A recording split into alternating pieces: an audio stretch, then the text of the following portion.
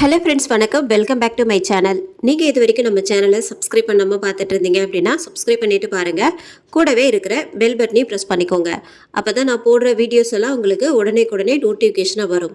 இப்போ வாங்க நம்ம கதைக்குள்ளே போயிடலாம். சாராவிற்கு வளைகாப்பு வைபோகம் சிறப்பாக நடைபெற்றது. அன்று தாய்மையின் அழகில் சாரா இன்னும் அழகாக தெரிந்தாள். ஊரில் இருக்கும் எல்லோருடைய கண்ணும் என் மருமகள் மேலதான் என்று கூறி பார்வதி சாராவிற்கு தன் கைகளால் திருஷ்டி கழித்தார். தேவாவும் தன் மனைவியை உள்ளங்கையில் வைத்து தாங்கினான். இதனை பார்த்த ராஜசேகர் தன் மனைவி மட்டும் இங்கே இருந்தால் எவ்வளவு சந்தோஷப்பட்டிருப்பாள் என்பதை நினைத்து கண் கலங்கினார். வளைகாப்பு நல்லபடியாக முடிய பார்வதி சாராவை அவள் அப்பா கூட பிறந்த வீட்டிற்கு அனுப்ப மறுத்துவிட்டார். தப்பா நினைக்காதீங்க சம்மந்தி, தலைப்பிரசவம் தாய் வீட்டில் வைத்துதான் பார்க்கணும்னு சொல்லுவாங்க. சாராவுக்கு தான் அம்மா இல்லையே, அங்க போனா அவளை கவனிக்க ஆள் இருக்காது. என்னதான் நீங்க கூட இருந்து கவனித்தாலும் அம்மா இருந்த மாதிரி வருமா? இங்க அம்மாவா நான் இருக்கேன், என் மகளை போல நல்லா பார்த்துப்பேன். அதனால சாரா இங்கேயே இருக்கட்டுமே, நீங்க தினமும் வந்து பார்த்துக்கோங்க என அவர் சொல்லி முடித்துவிட்டு, என்ன சம்மந்தி அமைதியா இருக்கீங்க, நான் ஏதோ தப்பா சொல்லிட்டேனா என அவர் பதட்டமாக கேட்டார். ஏதோ தவறாக சொல்லிவிட்டதாய் நினைத்து. ஐயோ அப்படியெல்லாம் இல்லைம்மா, இப்போதான் என் மனசு நிறைஞ்சிருக்கு. ஒரு நல்ல இடத்துல தான் நான் அவளை கல்யாணம் பண்ணி கொடுத்துருக்கேன். இது போதுமா எனக்கு, இது போதும் என கண்ணீரோடு கையெடுத்து கும்பிட, ஐயோ என்ன சம்மந்தி இதெல்லாம், முதலில் கையை இறக்குங்க. சாரா உங்களுக்கு மட்டும் இல்லை, எங்களுக்கும் மகள் மாதிரி தான்.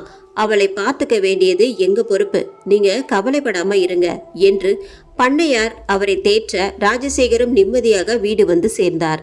அன்று இரவு ஊர் பொதுக்கூட்டம் நடந்தது. அதில் மக்கள் அனைவரும் அந்த பங்களாவினால் அவர்கள் அடைந்த துன்பத்தை சொல்ல சிறிது நேரம் யோசித்த பண்ணையார், பேசாம அந்த பங்களா இருந்த இடத்தை இடித்துவிட்டு அந்த இடத்தில் வேற ஏதாவது கட்டிடலாம், அதான் இப்ப இருக்கிற ஒரே வழி என்று அவர் கூற, இதுவே அனைவருக்கும் சரி என்று பட்டது. இதுக்கு அந்த பங்களாவிற்கும் சொந்தக்காரரான குமாரசாமி சம்மதிக்கணும்ல என கூட்டத்தில் ஒருவர் கூற, அதெல்லாம் நான் பாத்துக்கிறேன், உங்க எல்லாருக்கும் சம்மதமா, அதை சொல்லுங்க என்று பண்ணையார் கூட்டத்தை பார்த்து கேட்க, நீங்க என்ன செய்தாலும் அது எங்க நல்லதுக்கு தான் ஐயா இருக்கும், எங்க எல்லாருக்கும் சம்மதம் என்று ஒருவர் கூற அனைவரும் சம்மதமாக தலையசைத்தனர்.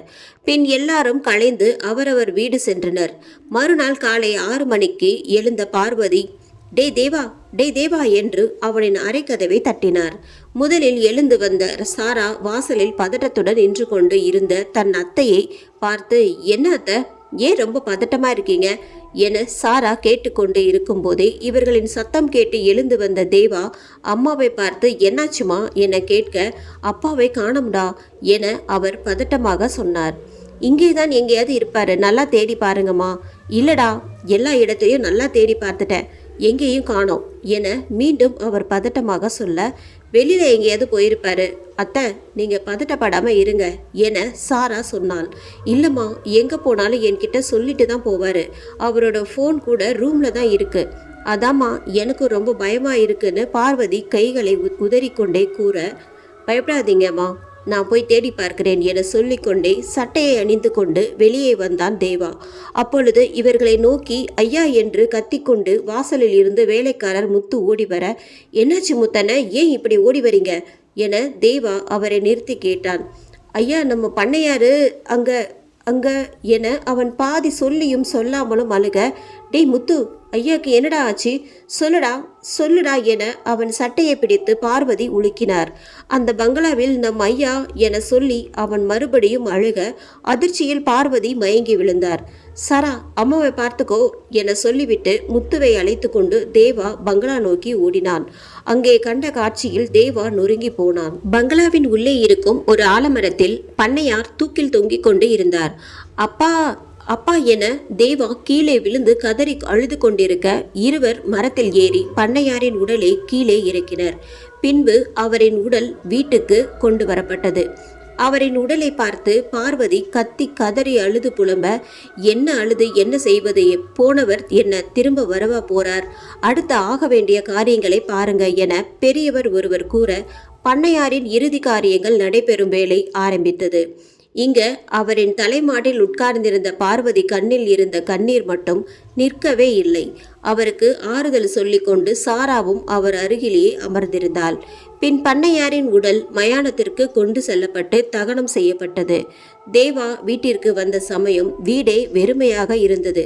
பார்வதியம்மா அவர் அறையில் இருக்க சாராவை தேடியவன் அவர்களின் அறையில் இருப்பதை அறிந்து உள்ளே சென்றான். அவள் சுவரை வெறித்து கொண்டு அமர்ந்திருந்தாள். சாரா என அவளின் தோளை தொட, தேவா வந்துட்டியா, இரு நான் உனக்கு சாப்பாடு எடுத்துட்டு வரேன் என சொல்லிக்கொண்டே எழுந்து சென்று கதவில் கை வைக்க போனவள் தேவா கேட்ட கேள்வியில் அப்படியே உறைந்து போய் நின்றாள். சொல்லு சாரா, ஏன் என் அப்பாவை கொன்ன என தேவா மீண்டும் கேட்டான். அவன் கேட்ட கேள்வியில் அதிர்ந்து நின்றவள் அவனை பார்த்து, என்ன சொல்லுற தேவா, நான் ஏன் உன் அப்பாவை கொல்ல போறேன் என அவள் பதில் கேள்வி கேட்டாள். அதே தான் நானும் கேட்கிறேன், ஏன் என் அப்பாவை கொன்ன என்று கேட்டுக்கொண்டே அவன் கையில் மறைத்து வைத்திருந்த துப்பட்டாவை அவளிடம் காட்டியவன், இது உன்னோட துப்பட்டா தானே, இது எப்படி அந்த பங்களாவுக்கு போச்சு என்று அவன் கேட்க, அதை பார்த்ததும் இவள் தேவாவிற்கு என்ன பதில் சொல்வது என தெரியாமல் தலை கவிழ்ந்து நின்றாள். அவளின் முன் சென்ற தேவா, சொல்லுடி, ஏன் கொன்ன, அவர் என்னடி பாவம் செஞ்சாரு சொல்லுடி என கேட்டுக்கொண்டே குனிந்திருந்த அவளின் முகத்தை தன் கையால் அழுந்த பிடித்து நிமிர்த்தினான்.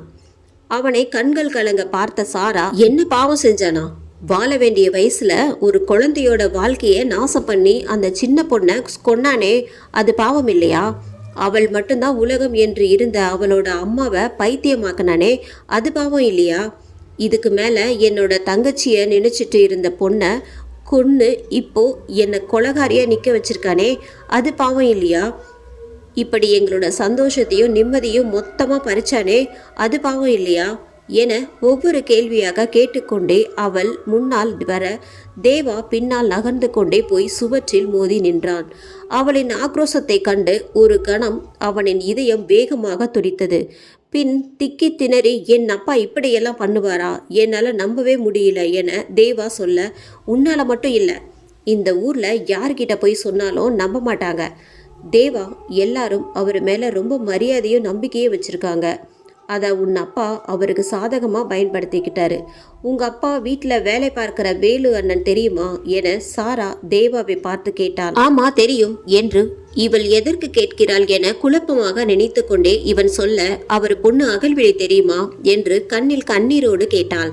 இல்லை என்பதை போல் இவன் தலையசித்தான். அவளின் நினைவுகள் 2 வருடத்திற்கு பின்னால் சென்றது.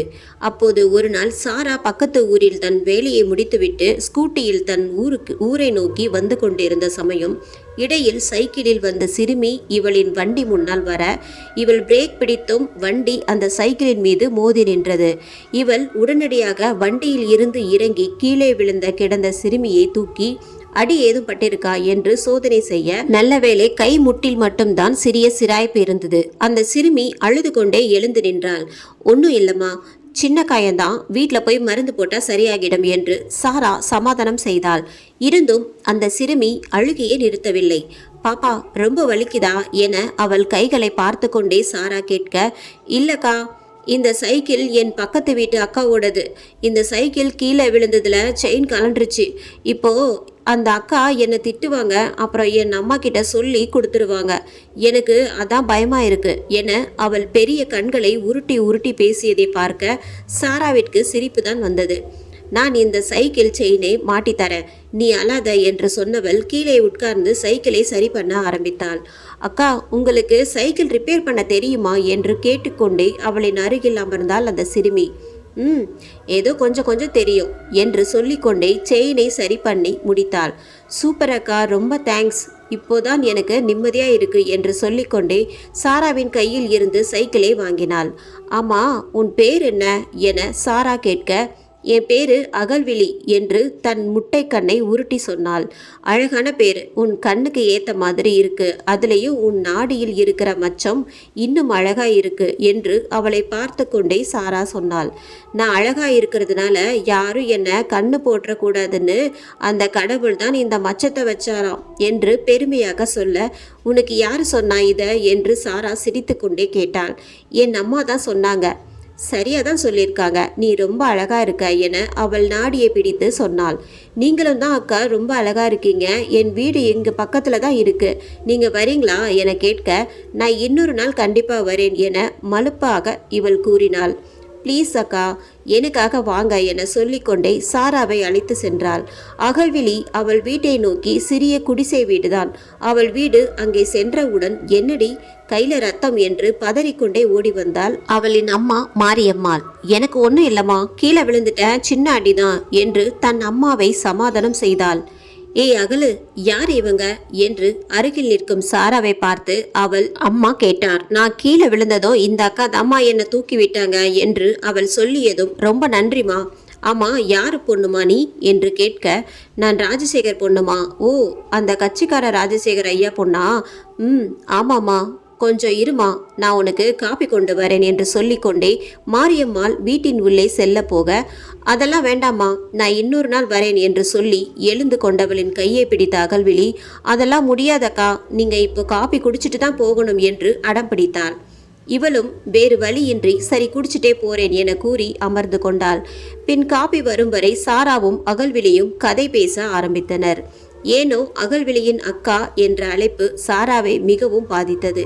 யாரிடமும் ஏற்படாத தங்கை என்ற உணர்வு அகல்விழியிடம் ஏற்பட்டது. பின் சிறிது நேரம் அவளுடன் பேசிவிட்டு கிளம்பிவிட்டாள். மறுநாள் காலை 5 மணி இருக்கும். சாராவிற்கு அன்று இரவு நேர பணி என்பதால் தனது மாங்காத்தோப்பில் கணக்கு எழுதி கொண்டிருந்தாள்.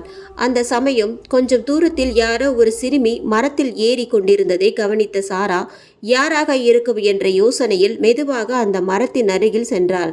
மரத்தின் கீழே இருந்த 2 சிறுமிகள் சாராவை பார்த்த உடனே, ஏடி அகலு, யாரோ வந்துட்டாங்கடி, நாங்க போறோம் என்று கத்திக்கொண்டே இருவரும் ஓடிவிட்டனர். என்னது, யாரோவா? தோட்டக்காரனாதான் இருப்பான். ஐயோ போச்சு, இன்னைக்கு கட்டி வச்சு அடிக்க போறான் என்று சொல்லிக்கொண்டே மரத்தில் இருந்து கீழே இறங்க அவள் முன்னால் வந்தாள் சாரா. சாரா அக்கா, நீங்க எங்க எப்படி? ஓ, நீங்களா திருட்டு மாங்க பறிக்க தான் வந்தீங்களா? வாங்க, தோட்டக்காரன் வந்துட போறான், சீக்கிரம் இங்க இருந்து ஓடிடுவோம் என சொல்லி அவள் கையை பிடித்து கொண்டு அகல்விழி ஓட ஆரம்பிக்க, சிரித்து கொண்டே அவளை பிடித்து நிறுத்திய சாரா, நான் இன்னும் மாங்காய் பறிக்கவே இல்லையே என்று சொல்ல, அதான் நான் வச்சிருக்கேன்ல என்று தன் கையில் வைத்திருந்த ஒரு மாங்காவை காட்டி, இது நம்ம 2 பேரும் சாப்பிடலாம் என்று அழைக்க, வேண்டாம், எனக்கு ஒரு முழு மாங்காய் தான் வேணும் என்று சொல்லிக்கொண்டே சாரா மாங்காய் பறிக்க சென்றாள். ஐயோ, தோட்டக்காரன் வந்துட போறானக்கா, வா போகலாம் என அகல்விழி சாராவை தடுத்தாள்.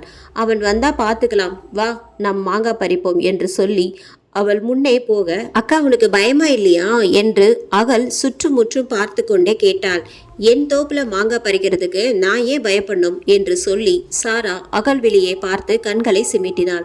ஆச்சரியத்தில் அகல்விழியின் கண்கள் 2ம் விரிந்து கொண்டன. அக்கா நிஜமாவா? இது உங்க தோப்பா? சூப்பர், அப்ப தினமும் நான் இங்க வந்து மாங்காய் பறித்து சாப்பிடுவேன், என்னை யாரும் திட்டமாட்டாங்க, ஜாலி ஜாலி என்று குதித்து கொண்டே கூறியவளை சிரிப்புடன் பார்த்த சாரா, டெய்லி சாப்பிடக்கூடாது, சளி பிடிச்சிரும், எப்போவாவது தான் சாப்பிடணும், சரியா என அவளின் உயரத்திற்கு கீழே குனிந்து கன்னத்தை கிள்ளி கேட்டாள் சாரா. சரிக்கா, இனிமேல் வாரத்தில் 1 நாள் மட்டும் மாங்காய் சாப்பிடுவேன், அம்மா தேடுவாங்க, நான் கிளம்புறேன், பாய் அக்கா என்று சொல்லிவிட்டு ஓடிவிட்டாள். அதன் பிறகு வந்த நாட்களில் தினமும் சாரா அகல்விழி சந்திப்பு நடந்தது. அவள் வீட்டிற்கு சாரா அடிக்கடி சென்று வந்தாள். அகல்விழியின் அப்பா அம்மா இருவரும் சாராவை தங்களது மூத்த மகள் போல பார்த்தனர். இவளும் அவர்களை அப்பா அம்மா என்றே அழைப்பாள். தன் அப்பாவை தவிர வேறு எந்த சொந்தமும் தனக்கு இல்லை என்று நினைத்து கொண்டிருக்கையில் அவளுக்கு தற்போது இன்னொரு அப்பா அம்மா தங்கச்சி என்று ஒரு குடும்பமே தனக்கு கிடைத்ததை எண்ணி மிகுந்த சந்தோஷமாக இருந்தாள். சிறிது நாட்கள் சென்ற நிலையில் அகல்விழி பூ பெய்தினால் தண்ணி ஊற்றும் சடங்கிற்காக ஊரின் சில பேரை அழைத்திருந்தார்கள். அகல்விழியின் பெற்றோர் அன்று அகல்விழி பச்சை வண்ண பட்டில் தேவதை போல் ஜொலித்தாள்.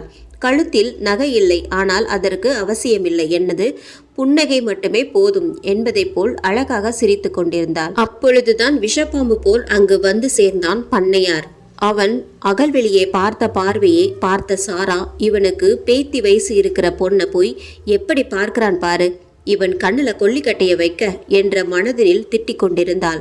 ஏனோ சாராவின் மனதிற்கு தவறாக ஏதோ நடக்கப் போகிறது என்ற பயம் வந்தது. சில தினங்கள் கடந்த நிலையில் அன்று அகல்விழியின் பிறந்த நாள் காலையில் சீக்கிரமாக எழுந்தவள் குளித்து புது துணி போட்டுக்கொண்டு அவளின் அம்மாவின் முன்னால் சென்று, அம்மா எனக்கு இந்த பாவாடை சட்டை எப்படி இருக்கு என்று பாவாடியை 2 கைகளாலும் பிடித்து சுற்றி கொண்டே கேட்டவளை ரசித்து பார்த்த அவளின் தாய், ரொம்ப அழகா இருக்கடா, என் செல்லக்குட்டி என்று கன்னத்தில் முத்தம் கொடுத்து அப்பா கிட்ட போய் காட்டு என்று சொல்லி அனுப்பி வைத்தாள். அப்பா என்று சொல்லிக்கொண்டு அவரின் முன் நின்றவளை, அடடா, இன்னைக்கு என் செல்லக்குட்டி ரொம்ப அழகா இருக்கீங்க, அப்பா உனக்கு ஒரு பரிசு வாங்கி வச்சிருக்கேன், நீ ஸ்கூல் போயிட்டு சாயந்தரமா வீட்டுக்கு வந்ததும் அப்பா உன்கிட்ட கொடுப்பேன், சரியா? ஐ, எனக்கு பரிசா? இப்பவே கொடுப்பா என்று அடம் பிடித்தாள். அப்பா இனிமேல் தான் வாங்க போறேன்டா குட்டி, நீ சாயந்தரம் வந்ததும் தரேன், சரியா? இப்ப ஸ்கூலுக்கு போங்க என்று சொல்லி அனுப்பி வைத்தார். அம்மா போயிட்டு வரேன் என சொல்லி சென்ற மகளை பார்த்த மாரியம்மாக்கு ஏனோ என்று மனதிற்கு கஷ்டமாக இருந்தது. என்னவென்று தெரியவில்லை என்றாலும், கடவுளே, என் பொண்ணு நல்லா இருக்கணும் என்று அவசரமாக மனதினில் கடவுளை வேண்டிக் கொண்டாள். அப்போது அந்த கடவுள் ஆழ்ந்த நித்திரையில் இருந்தார் போலும். மாலை சாரா அவளுக்காக பரிசோடு தோப்பின் வாசலில் காத்திருக்க வெகு நேரமாகியும் அவள் வரவில்லை. பின் ஸ்கூல் சென்று பார்த்தால் அங்கேயும் இல்லை. சாராவிற்கு பயம் தொற்றிக்கொண்டது. சற்றென்று வண்டியை எடுத்துக்கொண்டு அகல்விழியின் வீட்டிற்கு சென்று பார்த்தாள். சாரா அங்கேயும் அவளை காணவில்லை. என்ன என்று கேட்ட அவளின் அம்மாவிடம் ஏதேதோ காரணங்களை சொல்லி சமாளித்தவள் அகல்விழியின் அப்பா வேலுவை தேடி சென்றாள். அவரிடம் நடந்தவற்றை கூற இருவரும் சென்று ஊர் முழுவதும் தேடினர். ராஜசேகர் வேலை விஷயமாக சென்னை வரை சென்றிருந்ததால் சாராவும் அகல்விழியின் அப்பா வேலுவும் போலீஸ் ஸ்டேஷன் சென்று புகார் கொடுத்தனர். இரவு ஆகிவிட்டது. இதுவரை எந்த தகவலும் தெரியவில்லை. மாரியம்மாள் அழுது அழுதே ஓய்ந்து போனார். வேலுவும் விட்டத்தை வெறித்து பார்த்து கொண்டே அமர்ந்திருந்தார். சாராவும் அழுது கொண்டேதான் இருந்தார். யாருக்கு யார் ஆறுதல் சொல்வது என்று தெரியாத நிலையில் தான் மூவரும் இருந்தனர். சாரா இரவு அவர்களின் வீட்டிலே தங்கினாள். அதிகாலை 5 மணி அளவில் பங்களாவின் பின்புறம் உள்ள கிணற்றில் ஒரு சிறு பெண் இறந்து கிடப்பதாக ஒருவர் சொல்ல இவர்கள் மூவரும் அடித்து பிடித்து கொண்டு அவ்விடம் நோக்கி ஓடினர். அங்கே அகல்விழி சடலமாக கிடந்தாள்.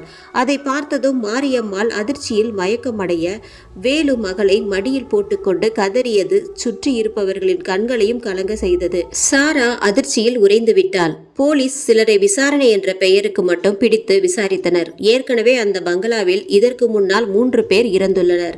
அவர்களை பேய்தான் அடித்து கொண்டு விட்டது என்று ஊருக்குள் ஒரு பேச்சு இருக்க, அதனால் அகல்விழியையும் அந்த பேய்தான் கொன்றுவிட்டது என்று ஊர் மக்கள் பேச ஆரம்பித்தனர். ஆம், அகல்விழியே கொன்றது ஒரு பேய்தான். உயிருள்ள மனித பேய்கள். அகல்விழி இறந்தும் 1 மாதம் கடந்துவிட்டது. நாட்கள் கடக்கலாம். ஆனால் அவளை பெற்றவர்களின் வாழ்வு அவள் இறந்தே அன்றே நின்றுவிட்டது. மாரியம்மாள் தன் மகளோட பேசுவதாக நினைத்து கொண்டு தனக்குத்தானே பேசிக்கொள்கிறார். பாவம், அந்த குடும்பமே இடிந்து விட்டது. ஒரு நாள் சாரா அகல்விழியின் பள்ளிக்கூடம் வழியாக சென்று கொண்டிருந்த போது அவளின் வண்டி திடீரென்று நின்றுவிட்டது. இவளும் ஸ்டார்ட் செய்து பார்த்தால், ஆனால் ஸ்டார்ட் ஆகவில்லை. அப்போது அந்த பள்ளியின் அருகில் கடை வைத்திருக்கும் பெரியவர், என்னம்மா ஸ்டார்ட் ஆகலையா என்று கேட்டுக்கொண்டே அருகில் வந்து அவரும் ஸ்டார்ட் செய்து பார்த்தால், ஆனால் அவரால் முடியவில்லை.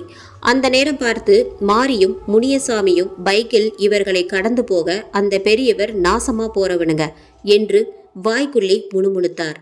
அதை கவனித்த சாரா, ஏன் தாத்தா அவங்கள திட்டுறீங்க என்று கேட்க, அது ஒன்றும் இல்லைம்மா, அன்னைக்கு இந்த அகல்விழி பொண்ணு என்கிட்ட மிட்டாய் வாங்கிட்டு எனக்கே அதில் ஒன்று எடுத்து கொடுத்தது. இன்னைக்கு என் பிறந்தநாள் தாத்தா, எடுத்துக்கோங்கன்னு நானும் நல்லா இருமான்னு ஆசீர்வாதம் பண்ணேன்.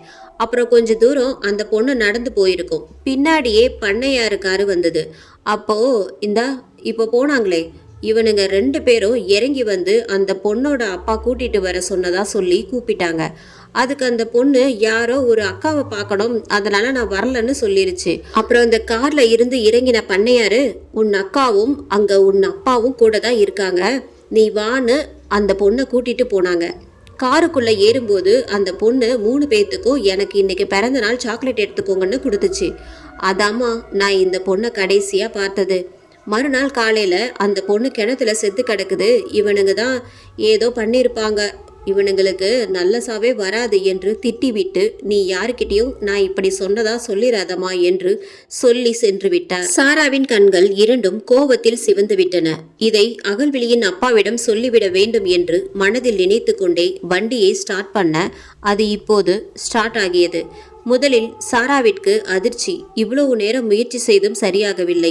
இப்போ ஒரே தடவையில் ஸ்டார்ட் ஆகிவிட்டது. அவளின் அதிர்ச்சி பின் கன்னத்தில் கோடு போல கண்ணீராக இறங்கியது.